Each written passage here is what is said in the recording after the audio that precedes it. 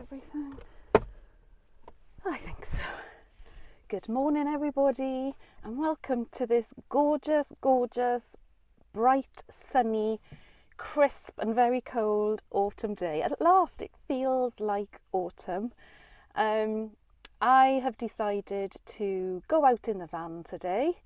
I've been in the house far too much lately and getting far too cosy.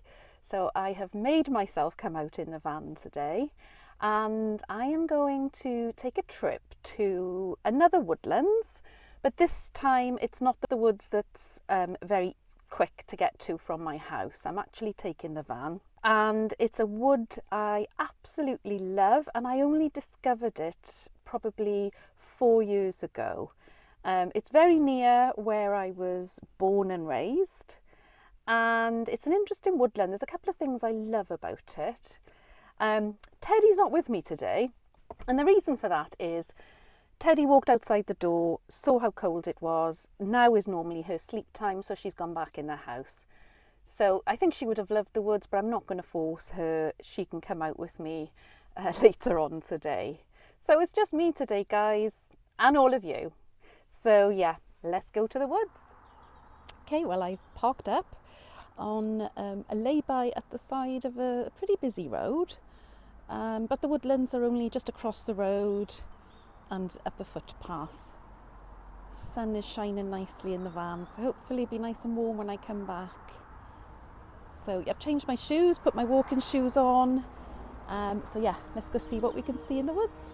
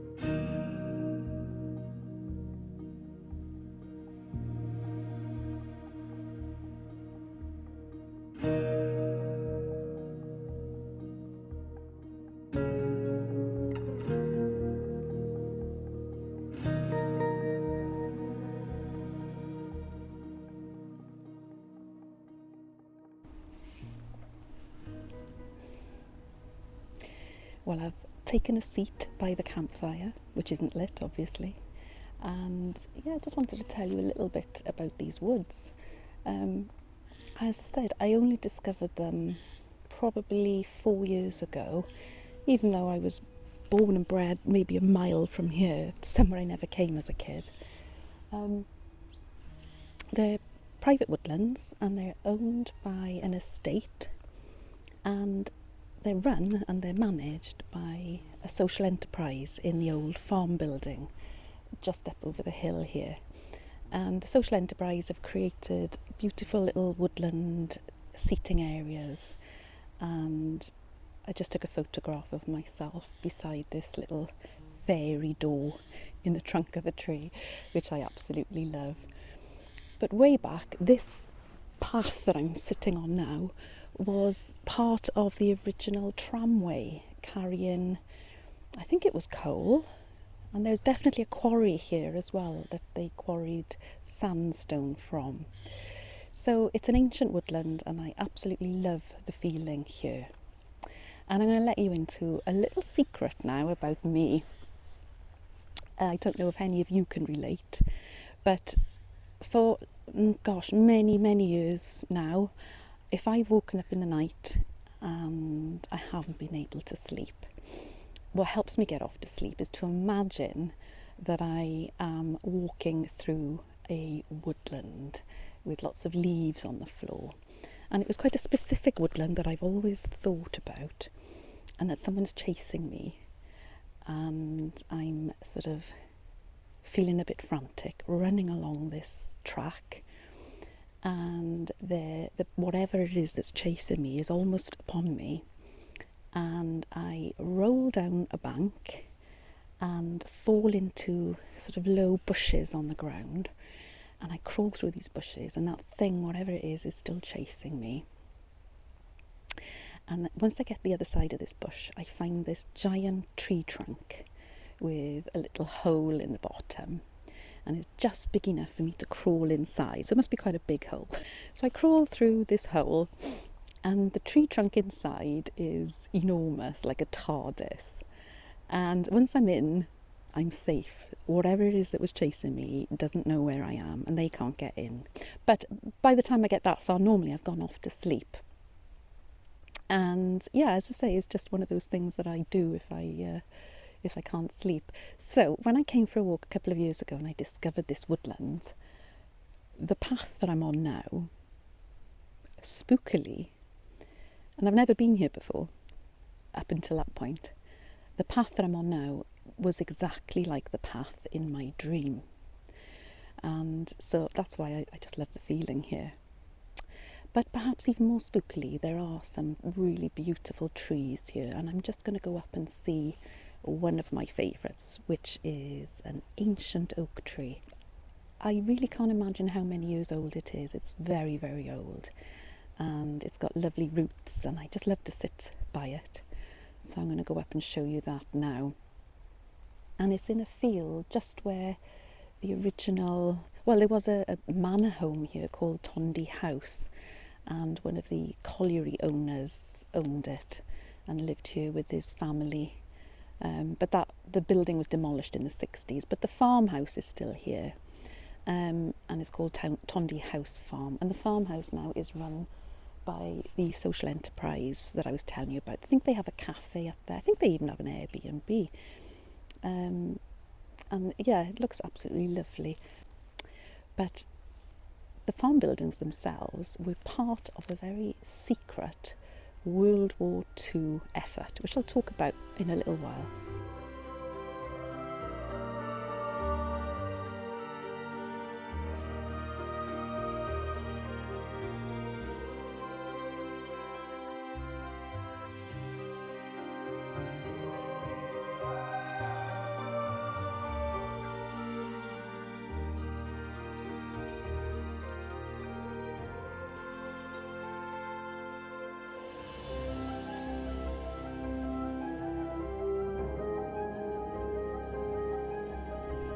Well, I think this is my favourite oak tree ever.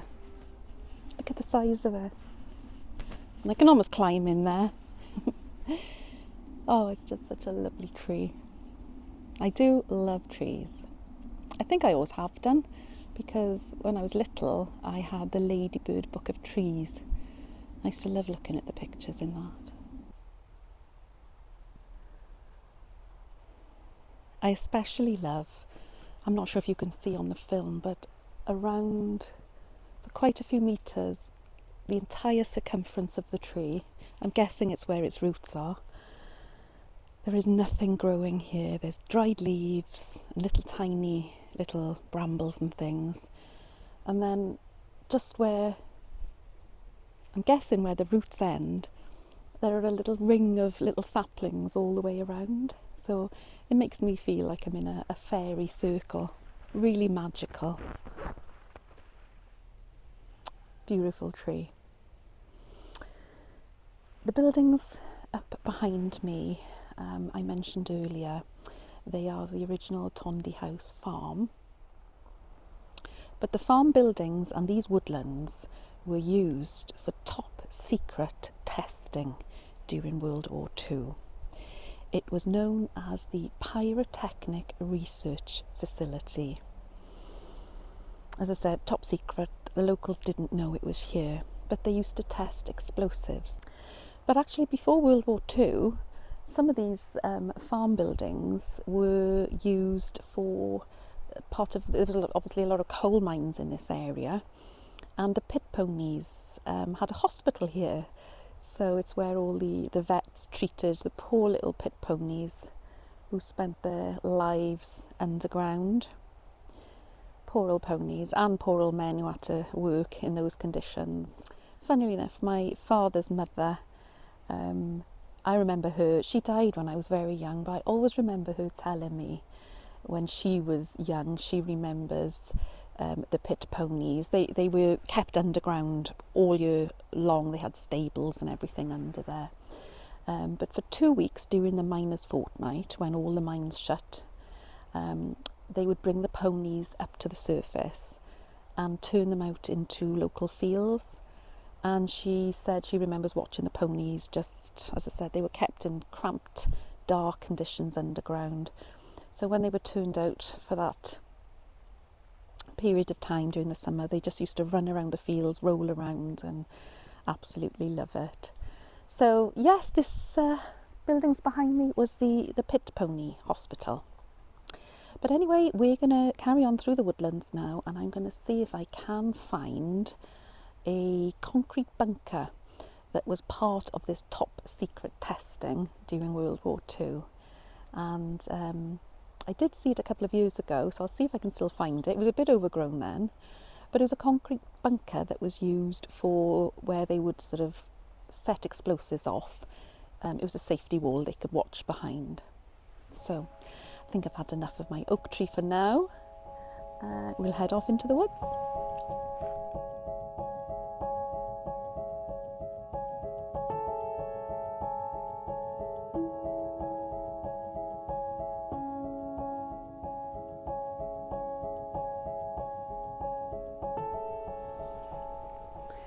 I found it, the explosives testing bunker, or one of them. It's the only one I've ever found. I think they've done a lot of clearing since I was last year, because I had to battle my way through brambles to find it the last time, but now it's all been cleared, which is lovely. And I love the fact that we still have artifacts from that time here. I think a lot of people probably don't know about it, but I know on the local village Facebook group a few people have posted about it. But it's certainly not somewhere that I would come as a kid, and my parents never mentioned it. But my dad didn't really ever talk about the war very much, and I think people of his generation didn't.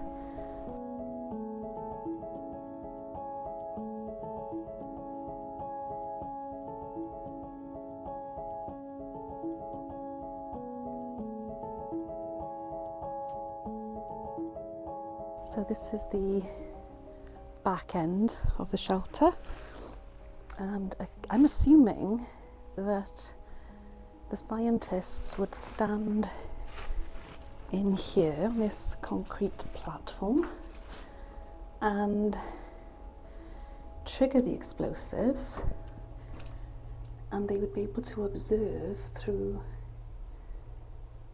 the little slits here.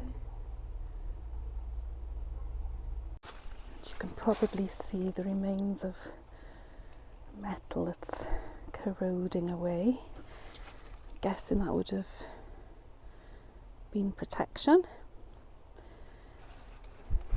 All of these secret activities, with all the flashes the explosive must have had and the noise, it's amazing. People didn't question what was happening, but I guess it was the war, and I guess you just didn't ask questions.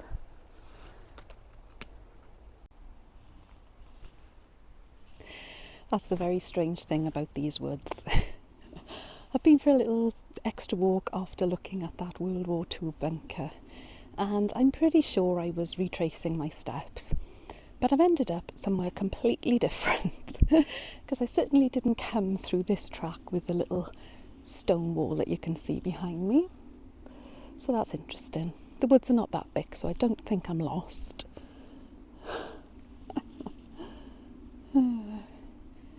I've been here longer than I think, though. It's been a few hours now. Well, I'll see you on the other side when I get out of these woods. All is well, guys. The track here with what looks like the remains of a stone bridge tunnel is the lower path, and earlier on I took that path. So I'm back on the main thoroughfare, which is the old tramway that I was telling you about earlier. Yeah, all is well.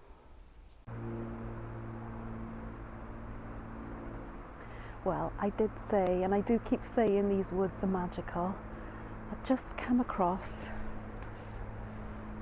not sure if you can see down this slope, a nest with what looks like dragon's eggs inside.